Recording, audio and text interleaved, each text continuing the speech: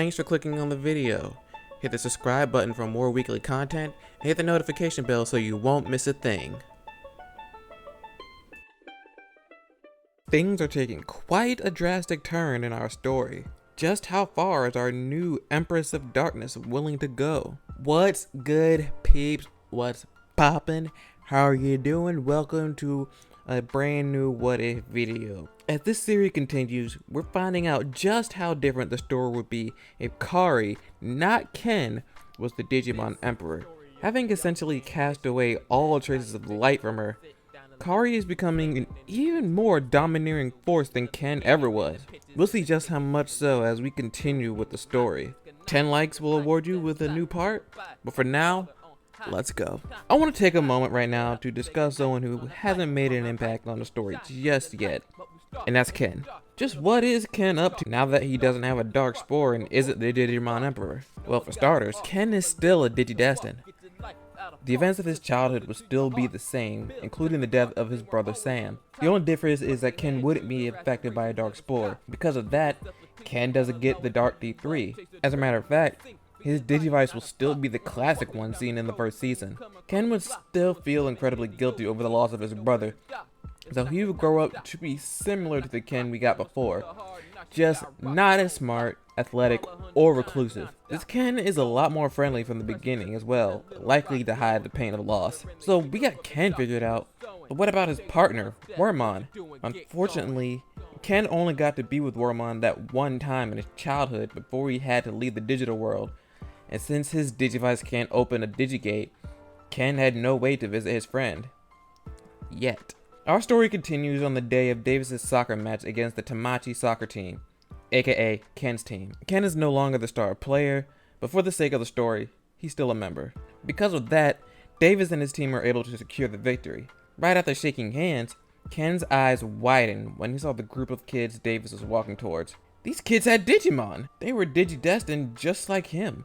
But why are the Digimon out in the human world? Can they travel to the digital world? Can he finally see Wormmon after all these years? He had so many questions, but before they got too far away, he managed to catch up to them.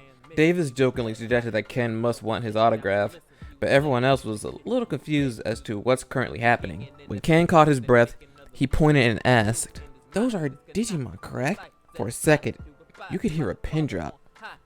Patamon and the other in-training Digimon flinched at the thought of being recognized. "How did you know that?" Cody cautiously responded.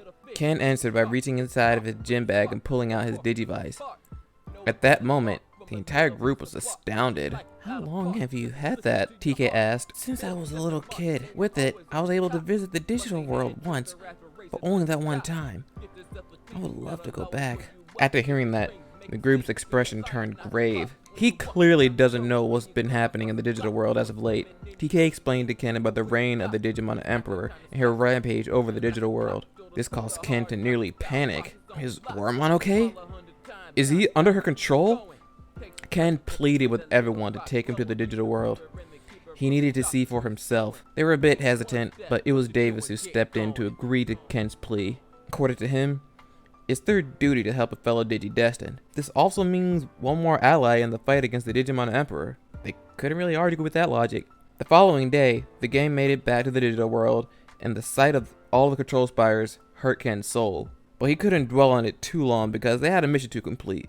The plan was as follows. Lee, Davis, and Cody would stay to clear out the control spires, while TK and Ken would search for clues regarding Wormmon. Upon arriving in the digital world, a new marker appeared on Ken's Digivice. It might be Wormmon. Of course, the Digimon Emperor wouldn't make things that simple for our heroes, and sends a herd of mind-controlled Digimon towards Davis's group. Meanwhile, Ken and TK are nearing the projected spot deep in the forest. As they make it, they notice a shrine-like structure. At its center is a pink and white flower-like object with a familiar symbol on it. "This is the Digi-Egg!" shouted TK, "but I don't know what that crest means." "It's the crest of kindness," Ken solemnly said as he went towards the Digi-Egg as if he were being pulled in. He placed his hand on the artifact, and at once, his Digivice morphed into a dark green D3. But that's not all. The Digi-Egg lifted and revealed much more. "Ken? Wormmon? Wormmon!" Ken tightly embraced his partner with tears steadily flowing down his face. After so many years, the two of them are reunited, safe and sound. Sadly, the reunion had to be cut short due to TK getting word of the Digimon Emperor's attack. Ken wiped his face and with his partner, hopped on Pegasusmon ready for action. Fortunately, they made it to the battlefield just in time to join the fight. The enemy was fiercely more aggressive than before. Ken and Wormmon were ready though. Unlocking the power of the Digi-Egg of Kindness, Wormmon armored Digivolved into Buchimon. Keep in mind something. Buchimon isn't very strong, but its attack, Heavy Beam, allows it to remove the fighting spirit from its enemies, which is exactly what was needed now. With the enemy Digimon calmed, the team was able to destroy the control spires and win the day. Or so they thought. Seemingly out of nowhere, the Digimon Emperor appeared in front of them. Davis tried to play it cool by taunting her with the fact that they now have a new addition to their team. She laughed this off, mockingly congratulated them on delaying the inevitable. Whether they add one new member or 100, the result would still be the same. Every day, I go closer to realizing my grand plan. Immediately after she said those words, a cat-like Digimon appeared from behind her. TK couldn't believe it. He recognized that cat. It wasn't Gatomon, but he recognized it from a picture he saw only a few days prior. Bakomon? Kari? And that's where this part will end for today. Get spicy. What do you guys think? What do you think is going to be happening in the future part? How are they going to be able to handle this news that a former Digidest and a former partner is the one causing all this mayhem in the digital world?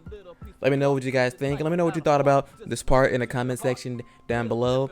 And how else do you think Ken will now contribute as a now permanent member of the Digidestined team come early on? Thank you guys for watching. Like, comment, subscribe, all that good stuff. So close to 2,000 subscribers, y'all. So close. And I want to thank each and every one of you guys. You're all dope, though. So thank you, and good night.